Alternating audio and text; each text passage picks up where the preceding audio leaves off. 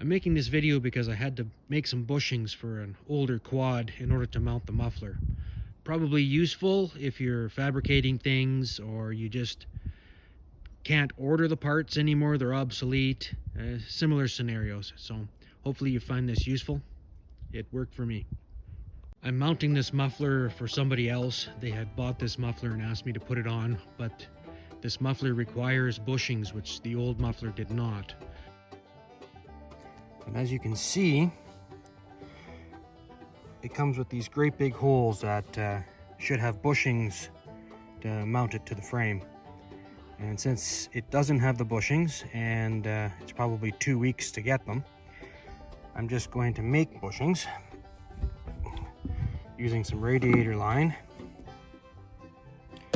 And I'll finish off the center with some fuel line, and I'll wrap that with black tape. So as you can see,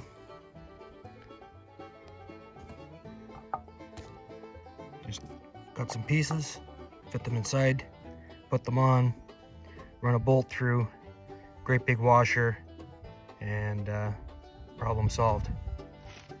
It's a hillbilly fix, but it works.